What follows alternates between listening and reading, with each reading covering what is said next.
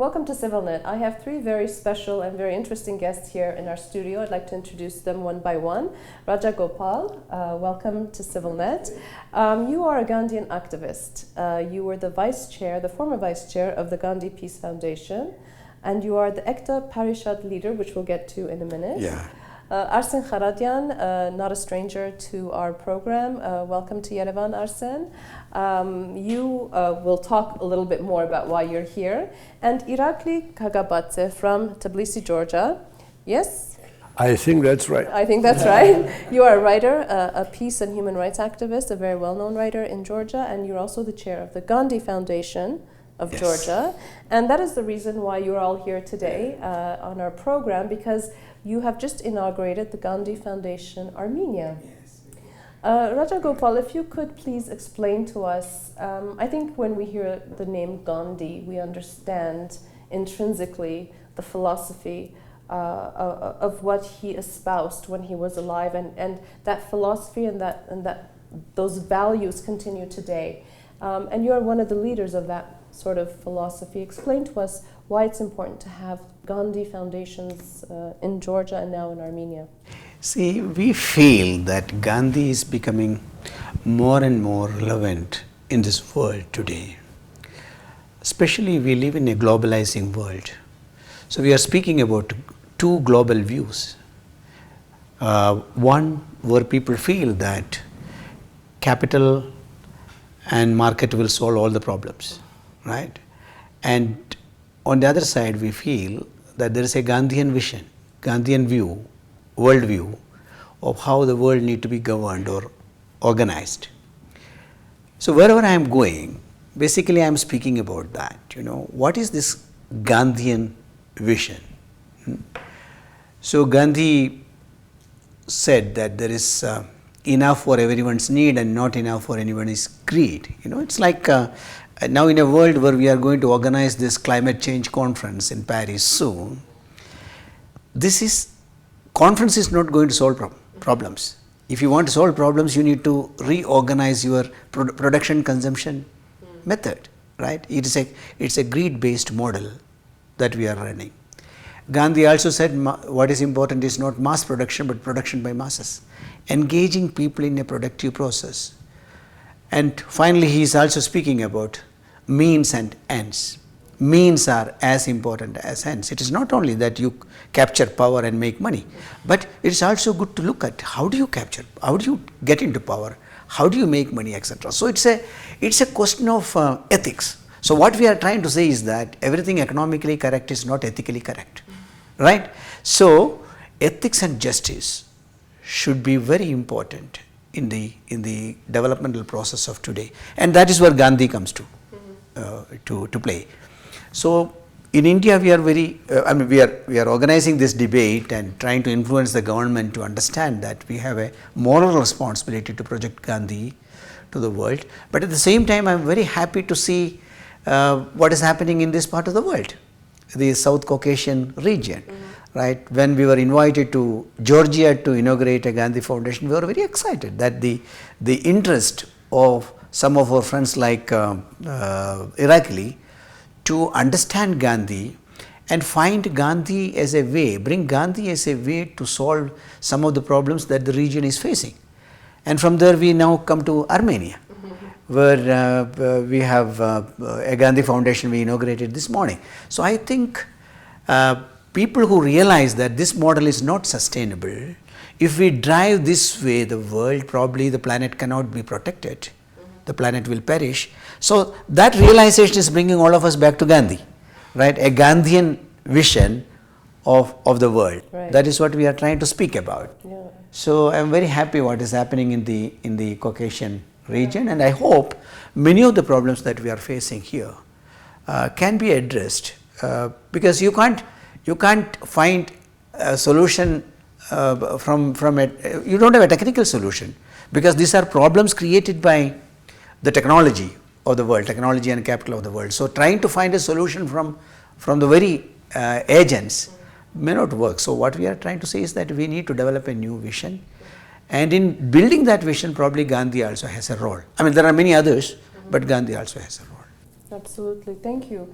Irakli, Armenia, Georgia were neighbors, suffered the same fate, history, perhaps slightly different, slightly similar. You run the Gandhi Foundation in Tbilisi, but as I said earlier in my opening, you're a writer, a very well-known writer. You were part of the Civic Disobedience Committee in 1989, the Rose Revolution. So you've always been advocating for change and democracy in your own country. How do you think a foundation like the Gandhi Foundation that takes the vision and the mission and the words of Gandhi, how can you apply it in your country? Or how has that journey been for you? Well, we're working with Arsen for a long time in this project, and starting from the end of 90s, we started to teach conflict transformation through nonviolent means. And it is, first of all, internally, we have the problem of structural and cultural violence in each of our countries, and including Georgia. Georgia has a horrible structural and cultural violence ingrained in a system of inequality, and the civic rights are not protected. And first of all, economic, socio-economic rights are really, really suffering. So social justice is an agenda which is international here, and which we share with our Azerbaijani colleagues too, and not just talk about just Arsen and us collaborating on those issues. Now, if we go to a different aspect, why is the Gandhi's heritage very, very valuable? And Gandhi's heirs and India, state of India, that is becoming one of the strongest states right now and is developing very fast, is the largest democracy in the world. Gandhi set up the largest democracy in the world and a very fast developing country right now. India has identified its own way a long time ago during Jawaharlal Nehru, Gandhi's disciple, the student, but then of course every prime minister has followed it, and that was a non-aligned movement. Now our region is split between Western and Russian alliances, and those alliances are very badly, and Turkish also, and Iranian, and potentially, all these influences here. So Indian way provides us with the third solution. Not Russia, not West, both of them. We want to have a good relationship with Russia and the West, both, with all our neighbors, of course, but at the same time to find the way which we could use India's experience very well. India also had a past, it has been a colony of Great Britain, and Gandhi changed the paradigm of thinking around the world of non-violently dissolving the most powerful empire of 20th century with any shed of blood. And then, of course, India chose the way of non-alignment, which is a very good way of what we are thinking together with Arsen. So how can we unite the South Caucasus together in a third way, because those two ways are seemingly not working. Mm-hmm. Arsen Can, perhaps I'll direct the toughest question to you then. I don't know if I have answers for those. You are now going to be leading or responsible for the Gandhi Foundation Armenia, just inaugurated, which I think is probably a very intriguing and interesting component of Armenia's civil society. How do we reach that level that Irakli is talking about in a region that is so divided and has such a bloody history? That can we apply those examples, those models here? I think one of the bigger challenges for us is and will be the localization of Gandhian ideas in our own context, but that's not the biggest problem. I think there is a wide range of examples of how nonviolent protests in smaller scale, sometimes in larger scale, were successful in Armenia. But that's not the only thing where we look at Gandhi Foundation's function in Armenia. One of the areas where we would like to be very active is education. Mm-hmm. That's part of the reason why we announced Gandhi Foundation at Yerevan State University, one of the better universities in the country, and to start it from a foot where you have basically the future elite of Armenia mm-hmm. studying and going to school. There we would on a very practical term, we would start teaching and invite guest lecturers from different parts of the world to teach political science, Oriental studies students, peace builders and conflict resolution students the Gandhian word, the Gandhian ideas, but also nonviolence in that context. People like Martin Luther King, people like Nelson Mandela, to have the examples of very, very large changes that came about because one person at some point persistently decided to do something and did not stop halfway and was able to reach major changes, transformative changes in the world by one person's behavior. So in a way, you have the academic aspect of it, which is to teach and to know about these processes in order to be able to understand the world better. But on the other side, we have the practical tools that the Gandhian scholars and activists have developed throughout these years.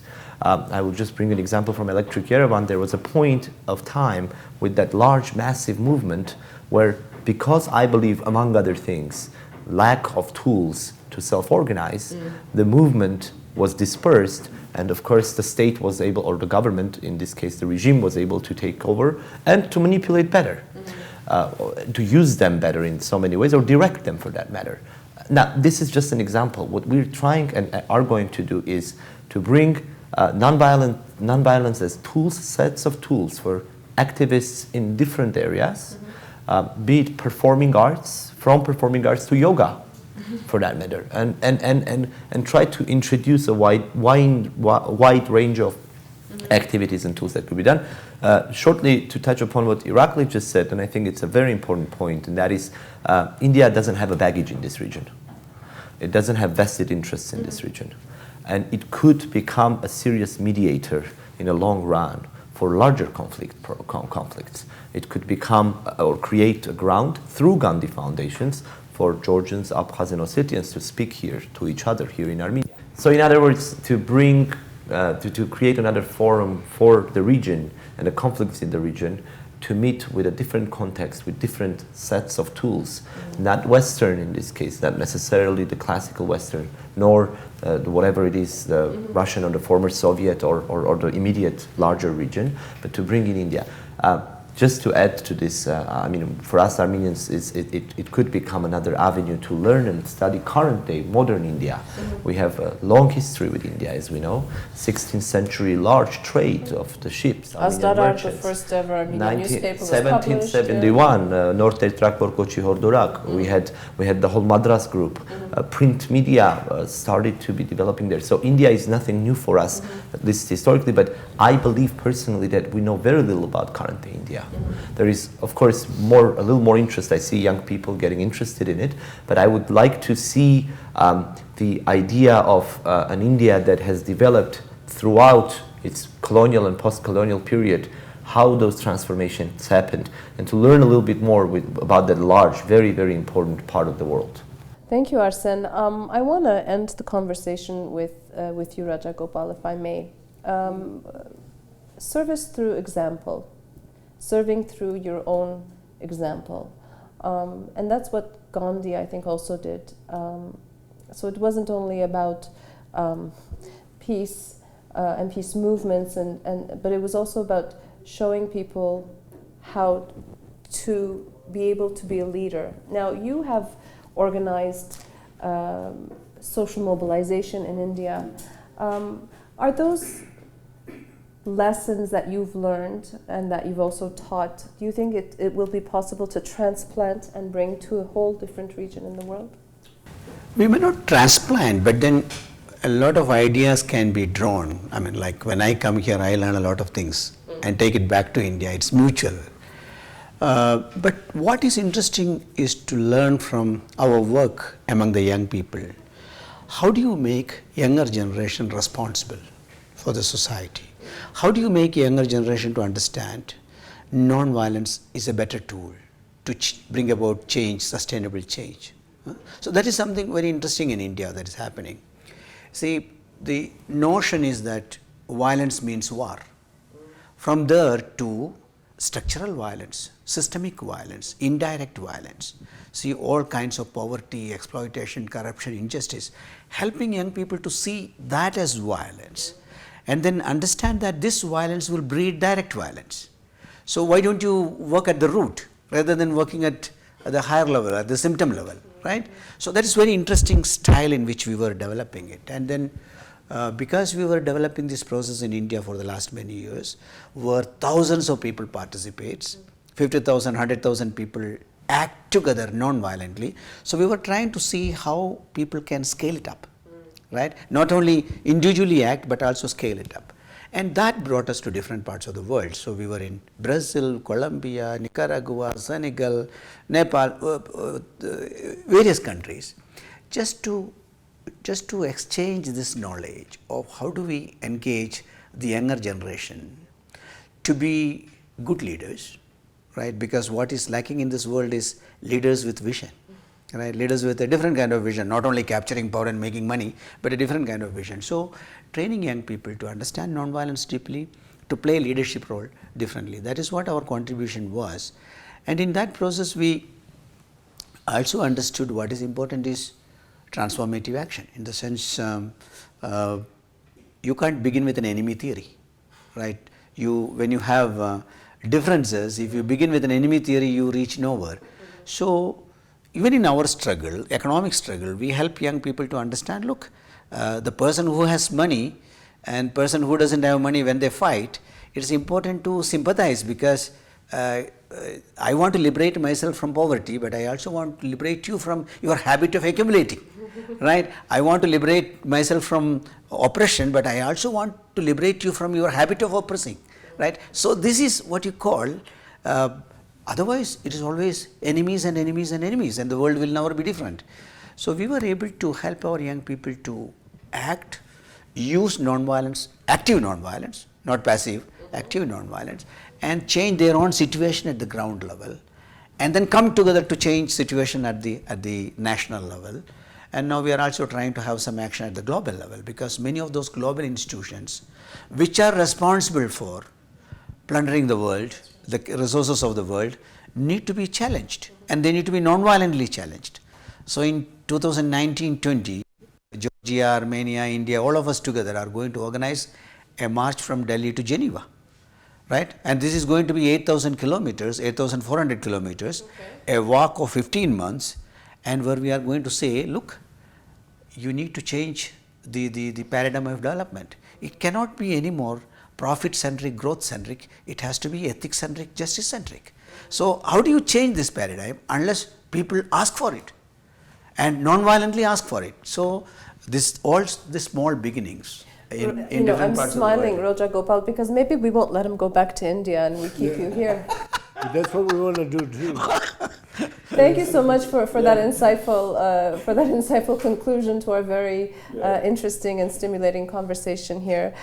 Thank you, gentlemen, for coming. Congratulations on the inauguration of Gandhi Foundation of Armenia, and we'll be following and hoping to see the great Hopefully we will be walking together soon. Yes. Hopefully, keeping our fingers crossed. Thank you. Thank you so much. Thank you very much. Thank you very much. Thank you for watching CivilNet. Keep following us.